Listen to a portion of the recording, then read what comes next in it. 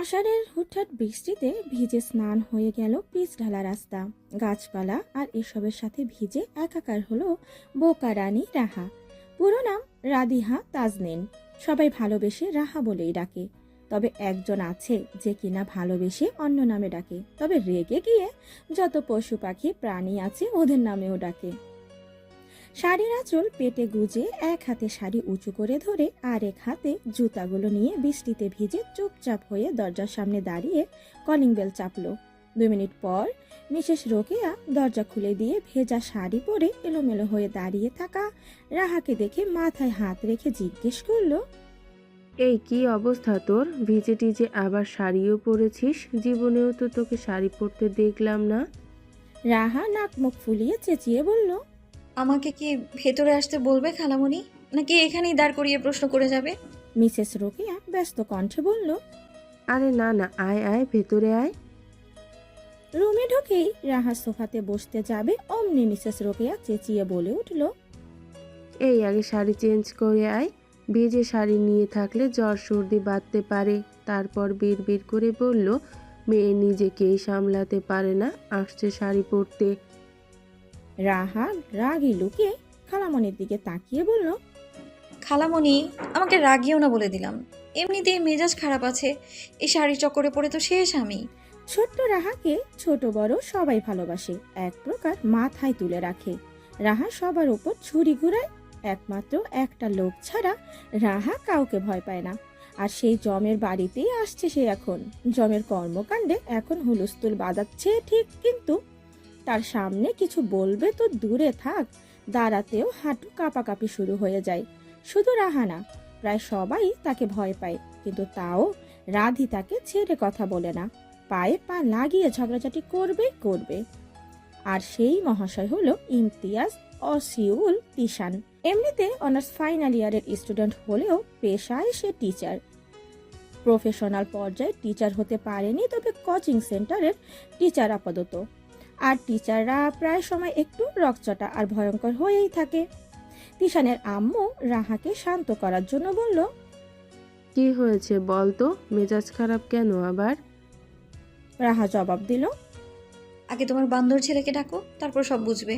Mrs Rokeya বসা থেকে উঠে যেতে যেতে বলল, না বাপু, আমার বোঝাবুঝির দরকার নাই, তোদের পাল্লায় পড়তে চাই না। তোরা একটা ঝামেলা, আমি আমার গুণধর ছেলেকে ডেকে দিচ্ছি, তারপর বাকিটা তোরা বুঝে নে।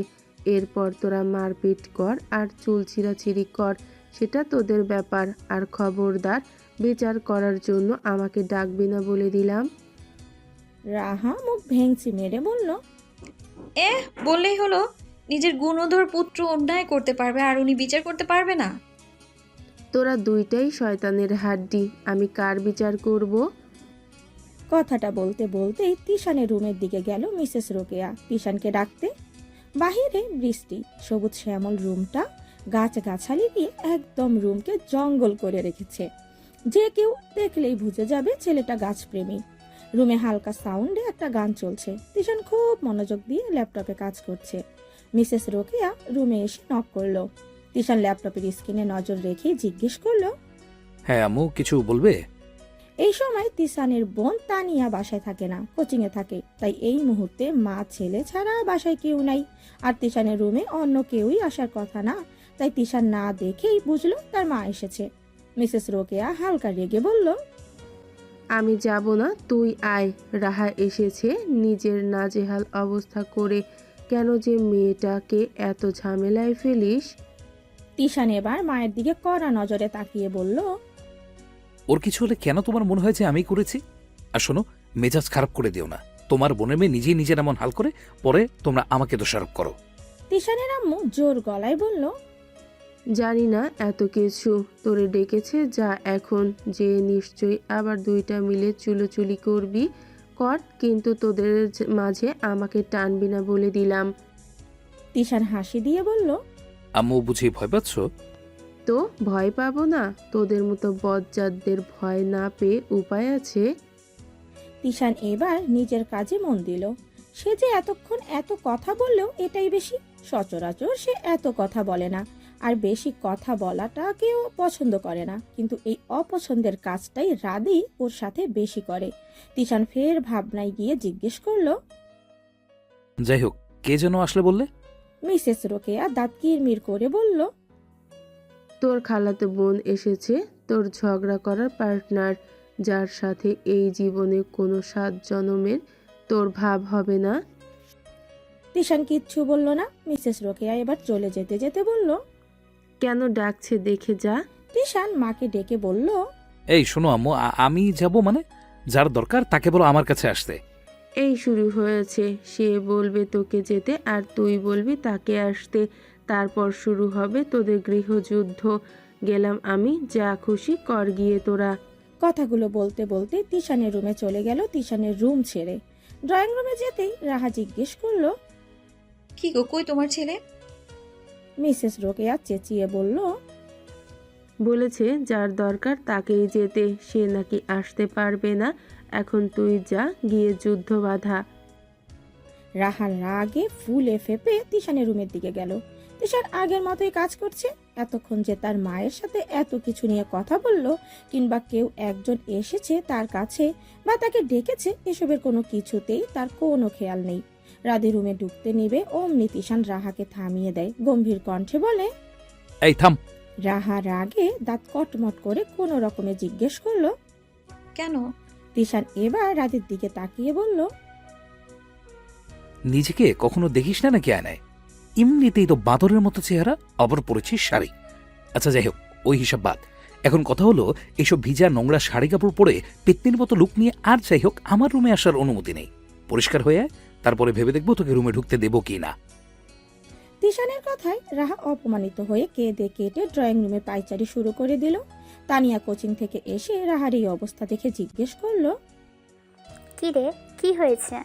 রাহা নাক মুখ মুছতে মুছতে বলল। তানিয়া আপু, তোমার ভাইয়া আমাকে কেন সবসময় অপমান করে বলো তো? তানিয়া জবাব দিল। তুই যাস কেন আমার ভাইয়ের কাছে? রাহা ঠোঁট উল্টিয়ে বলল। তোমার ভাইয়া তো আমাকে আম্মুর ফোনে মেসেজ লিখে পাঠিয়েছে শাড়ি পরে বাসায় আসতে। রাহার ফোন নেই। রাহা সবে মাত্র এসএসসি পরীক্ষা দিবে, তাই ফোন চালানো বারণ। মাঝে মাঝে তার আম্মুর ফোন দিয়ে জরুরি কাজকর্মগুলো করে। রাহার কাছে যে মেসেজ গিয়েছিল সেটাই বলেছিল রাধি তানিয়াকে। তানিয়া এই কথা শুনে হাসতে হাসতে বলল। আরে গাধি রে, আমার ভাইয়া বলল বলে তুই শাড়ি পরে চলে আসলি, বাহ। রাহা তানিয়ার দিকে তাকিয়ে বলল। তাহলে কি করব বুঝতে পারিনি তো। তানিয়া হাসতে হাসতে বলল। ওটা ভাইয়া লিখে নাই, আমি লিখেছি। আমার ফোনে ব্যালেন্স ছিল না, তাই ভাইয়ার ফোন থেকে তোকে বললাম শাড়ি পরে আসতে।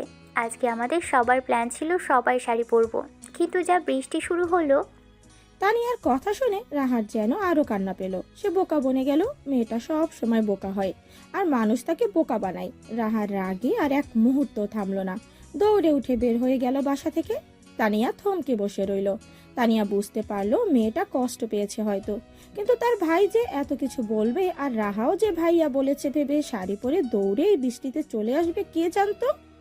মিসেস রোকেয়া বোনের এই একটা মাত্র মেয়েকে খুব বেশি ভালোবাসে। রাহা সবার খুব আদরের। সে এভাবে চলে যাওয়াতে উনি বাসায় চিল্লাফাল্লা শুরু করে দিল। ওনার চিল্লানোতে তিশান রুম থেকে বের হয়ে রাগী কণ্ঠে জিজ্ঞেস করলো। আম্মু, কি হয়েছেটা কি? বাসাটা কি চিড়িয়াখানা? এইভাবে চিৎকার করছো কেন? মিসেস রোকেয়া কাঁদো কাঁদো মুখে বলল। মেয়েটার সাথে কেন যে তোরা এমন করিস?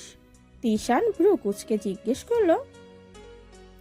এতদিন তো শুধু আমাকে বলতে, এখন তোরা, এটা আবার কে? পাশ থেকে তানিয়া বলে উঠল। আর কে আবার আমাকে বলছে?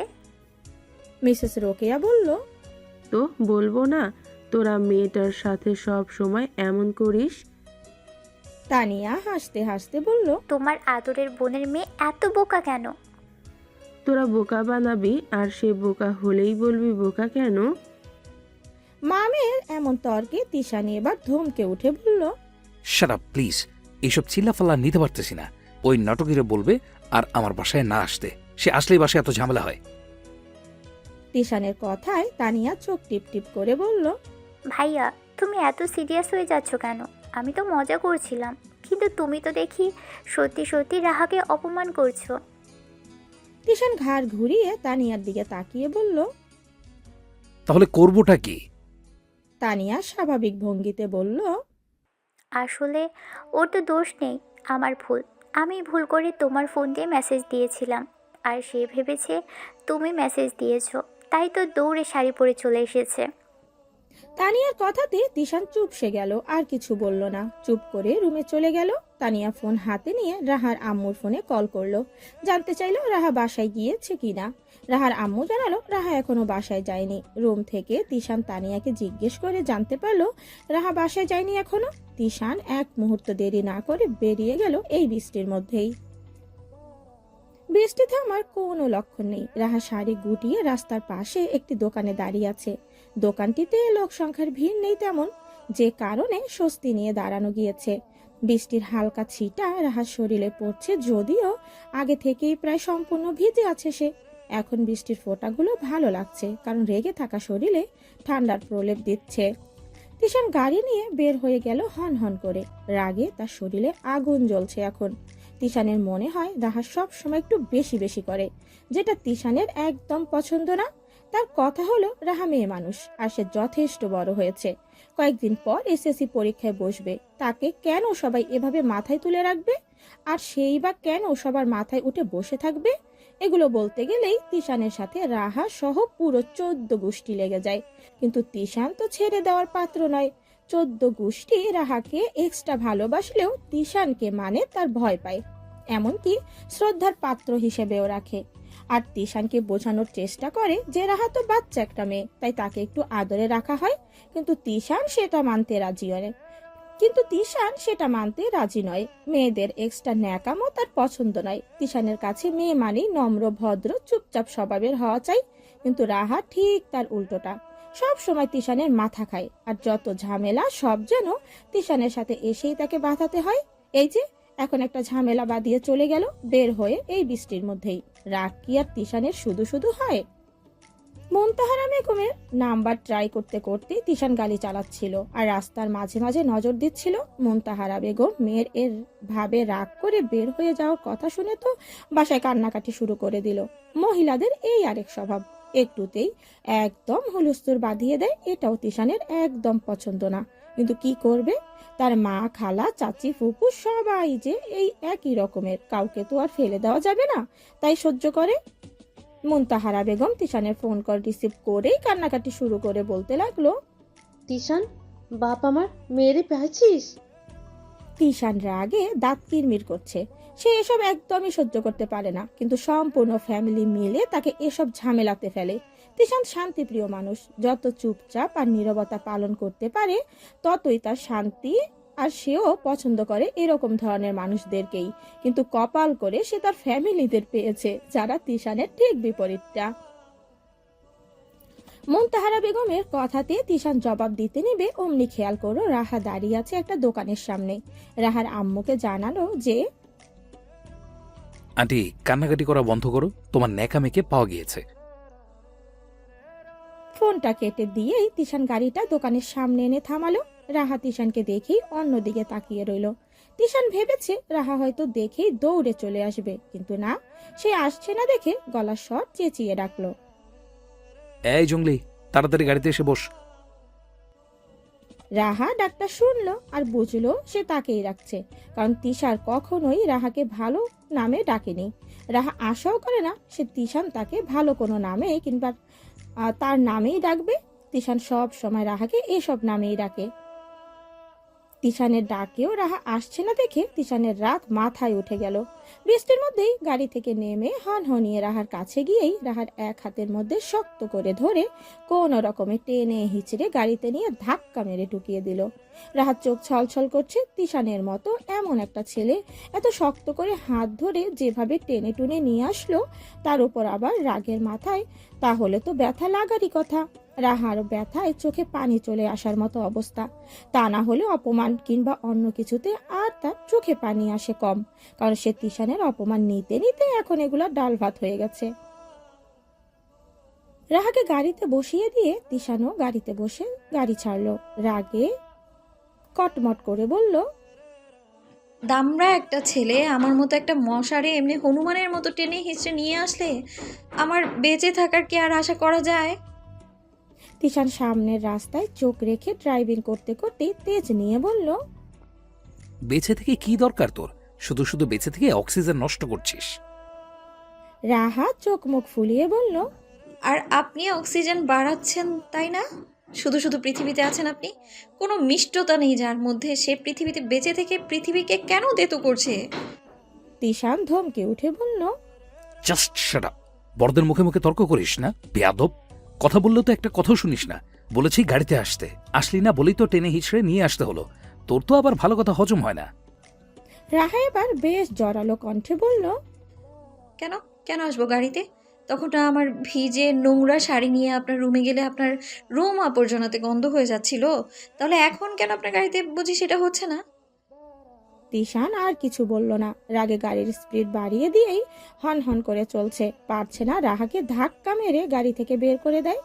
এই মেয়ের সাথে লাগলে তিশান যতক্ষণ না নিজ থেকে চুপ হবে ততক্ষণ সে বলেই যাবে বলেই যাবে। নিজ থেকে কখনো ঝগড়া সংক্ষিপ্ত করেছে এটা রাহার ইতিহাসের পাতায় নেই, তাই তিশানকেই চুপ করতে হয়। রাহাদের বাসার সামনে এসে গাড়ি থামালো। বৃষ্টি তখন তেমন নেই বললেই চলে। রাহার আম্মু মুনতাহারা সে কখন থেকেই বাহিরে এসে অপেক্ষা করছে মেয়ের জন্য। গাড়িটা আসতেই তাড়াতাড়ি করে গাড়ির সামনে আসলো। গাড়ি থামাতেই রাহা চটপট করে গাড়ি থেকে নেমে রুমে চলে গেল দৌড়ে। তিশানকে একেবারে পাত্তাই দিল না। বাসায় যেতে বলবে তো দূরে থাক। তিশানও জানে রাহার এই স্বভাবের কথা।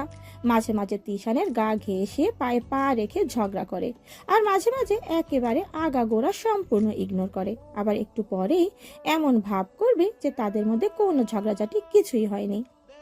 রাহা চলে গেলেও মুনতাহারা বেগম তিশানকে বারবার বলেছে বাসায় আসার জন্য। রাহা যেমন সবার আদরের, তিশানও সবচেয়ে বেশি আদরের। রাহা ছোট বলে যেটা সেখানে সেখানে প্রকাশ পায়। তিশান তো বড়, তাই সেটা সব জায়গায় প্রকাশ করা যায় না। মুনতাহারা বেগম তিশানকে অনেক রিকোয়েস্ট করলেও তিশান গাড়ি ঘুরিয়ে বের হয়ে যেতে যেতে বলল, আন্টি, তোমার অকৃতজ্ঞ মেয়েটা তো আমাকে সামান্য ধন্যবাদটুকুও দিল না, আর তুমি কিনা বলছো আমাকে বাসায় যেতে? ইম্পসিবল। তিশান গাড়ি নিয়ে চলে গেল। মুনতাহারা বেগম মাথায় হাত রেখে বিড়বিড় করতে করতে রুমে আসলো। ততক্ষণে রাহা ওয়াশরুমে চলে গিয়েছে। উনি ঠায় দাঁড়িয়ে রইল রাহার বের হওয়ার অপেক্ষায়। বের হলেই ধরবে, কেন বড়দের সাথে ঝগড়া করবে? এটাই তার বারবার বিড়বিড় করছে মুনতাহারা বেগম। মেয়ে আদরের বলে যে শাসন করে না তেমনটা কিন্তু নয়। উনি বারবারই বলে দেয় তিশানকে সম্মান করতে, তার সাথে ঝগড়াঝাটি না করতে। বারবার বলে, সে যে তোর বড় ভাই, তুই কেন তার সাথে ঝগড়াঝাটি করবি? রাহার তখন একটাই উত্তর, আম্মু, ঝগড়া আমি ইচ্ছে করে করি না। তোমার আদরের তিশানকে দেখলে ঝগড়া অটোমেটিক্যালি আমার ঘাড়ে এসে চেপে বসে। এতে আমার কি দোষ? শেষ, এতটুকুই। এর পর মুনতাহারা মেয়েকে আর কিছু বলতে পারে না। মেয়ে এসে মায়ের গলা জড়িয়ে ধরে রাখে। তো এরপর আর মেয়েকে শাসন করা যায়? কিন্তু তাও আজকে বেশ রেডি সেডি হয়ে মুনতাহারা বেগম অপেক্ষা করছে রাহাকে শায়েস্তা করার জন্য। হাতে ইয়া বলে একটা লাঠি নিয়ে বসে আছে। লাঠিটা জাস্ট শো আপ, মারবে তো না। রাহা ওয়াশরুম থেকে চুল মুছতে মুছতে বের হয়ে মায়ের হাতে এমন লাঠি দেখে আর মায়ের এমন রাগের লুক দেখে মাথায় হাত দিয়ে বলল, ইয়া আল্লাহ, আম্মু এত বড় লাঠি কেন? এটা তো আমার থেকেও বড় মনে হয়। মুনতাহারা বেগম মেয়ের উপর রাগ দেখাতে পারে না, তাও মিথ্যা রাগের ভান করেই গলায় তেজ এনে বলল, কবে ভালো হবি তুই? তোকে বলেছিলাম তিশানের সাথে ভালোভাবে আচরণ করবি। রাহা চোখ মুখ উল্টিয়ে বলল, আসছে। আমি আবার কি করলাম তোমাদের পীর তিশানকে? মুনতাহারার হাসি পেয়ে যাচ্ছে মেয়ের কাণ্ড দেখে, কিন্তু হাসলে হবে না, তাই কঠিনত্ব বজায় রেখে বলল, কি করিস না তুই? তোকে তিশান অকৃতজ্ঞ বলে গিয়েছে। তোকে সে বাসা পর্যন্ত নিয়ে আসলো, আর তুই কিনা তাকে বাসায় আসতে বলবি তো দূরের কথা, ধন্যবাদটুকুও দিস নাই। রাহা ডোন্ট কেয়ার ভাব নিয়ে বলল, লিসেন আম্মু, তোমাদের তিশান আমাকে অকৃতজ্ঞ বললেই আমি অকৃতজ্ঞ হয়ে যাচ্ছি না? সে আমাকে এমন হাজারো কিছু বললে তো আমি সেগুলো হয়ে যাচ্ছি না, তাই না? আর বাকি রইল বাসায় আসার কথা। শোনো, আমি বললেই সে বাসায় চলে আসতো এমনটা কখনোই না। সে আমার থেকে গুরুত্ব পেতে চেয়েছিল, বাট আমি সেটা দিইনি। মন তাহারা মেয়ের যুক্তির কথা শুনে কাঁদবে নাকি হাসবে বুঝতে পারলো না। মেয়ে কি হাসি দিয়ে বলল, আর ধন্যবাদ না দেওয়ার ব্যাখ্যাটা বাকি রেখেছিস কেন, সেটাও ব্যাখ্যা কর। রাহাও সমস্বরে বলল, ও হ্যাঁ, ধন্যবাদ দিইনি, কারণ তোমাদের তিশানের কাছে আমার মতোই আমার ধন্যবাদটাও নোংরা, গন্ধযুক্ত। মন তাহারা বেগম এবার হাঁ হয়ে আছে। এদের যুক্তিগুলো শুনলে মাথা হ্যাং হয়ে যায়। কিছু যে আর বলবে সেটাই খুঁজে পায় না, আর কত কিছু যে দেখতে হবে আর শুনতে হবে সেটা ভেবেই মন তাহারা হতাশ। সামনেই এসএসসি পরীক্ষা, সবাই বেশ তোড়জোড় করে পড়াশোনা করছে।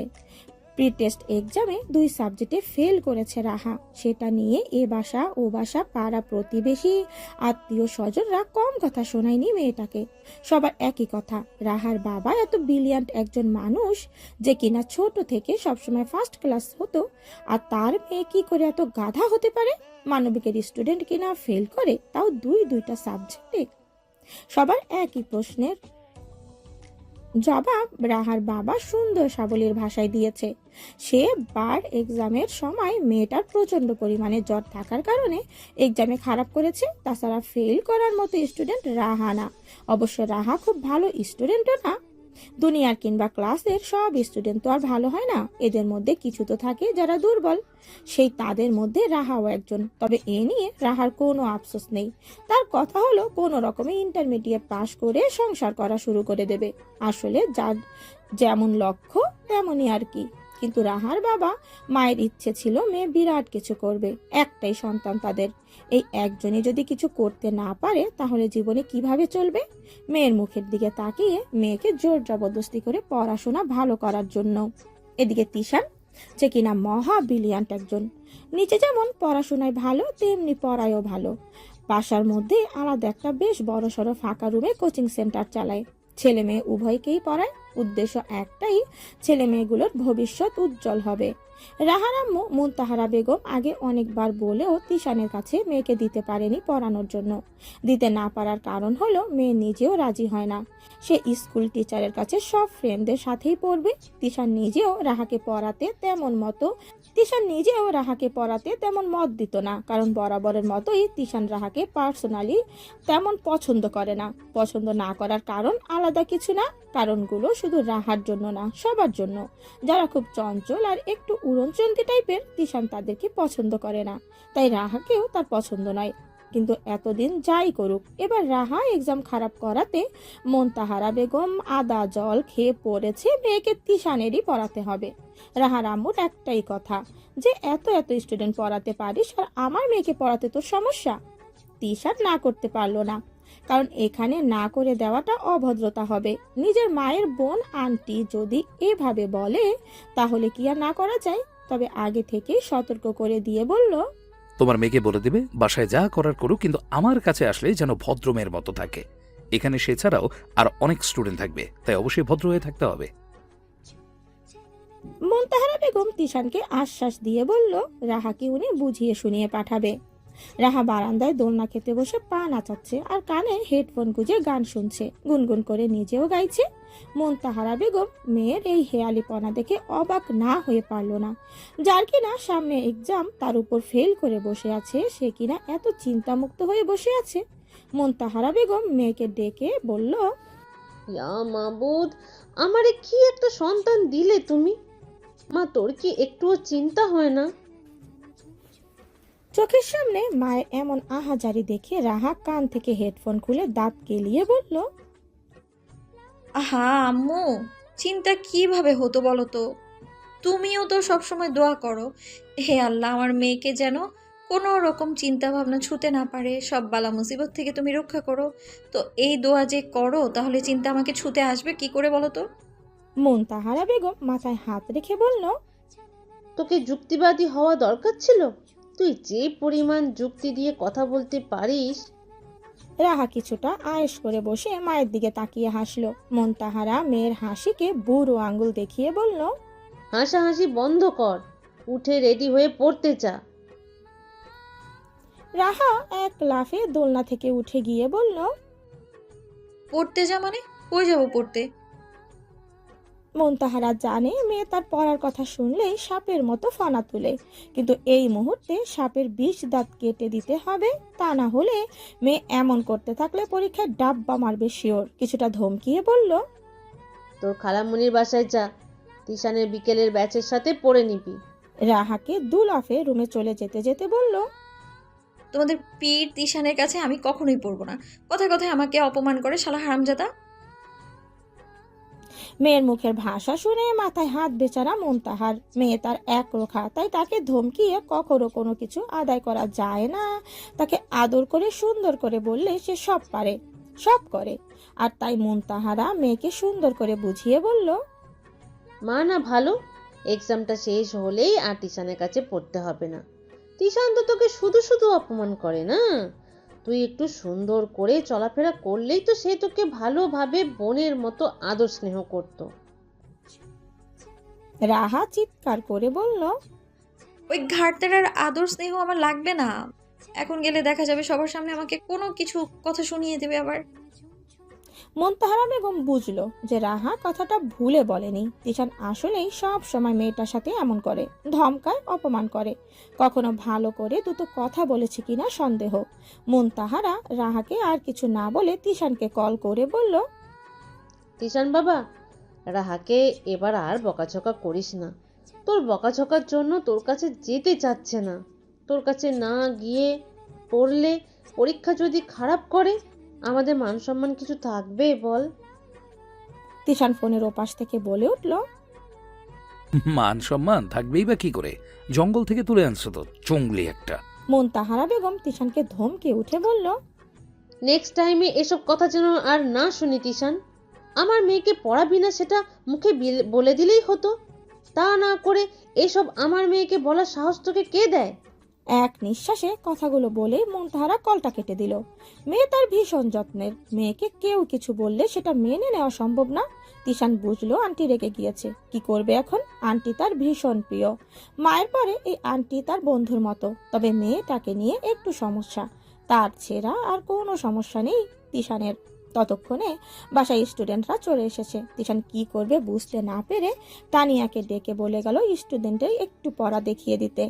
তানিয়াকে দায়িত্বটা দিয়ে সাথে সাথে বাসা থেকে বের হয়ে গেল। গাড়ি নিয়ে গেছে ড্রাইভার। নিচে এসে গাড়ি না পেয়ে মেজাজটা খারাপ হয়ে গেল, আরো খারাপ। রাস্তার কয়েক মিনিট অপেক্ষা করে একটা সিএনজি করে রওনা দিল রাহাদের বাসায়। 20 থেকে 25 মিনিটের দূরত্ব তাদের বাসায়। মন্তাহা তিশানের রাগটা রাহার সাথে ঝেড়ে পড়ার টেবিলে বসিয়ে দিল বই দিয়ে। সাথে অনেকগুলো কথা শোনালো যে তোর জন্য কেন আমাদের কথা শুনতে হবে, তোকে কি এই জন্য পালতেছি?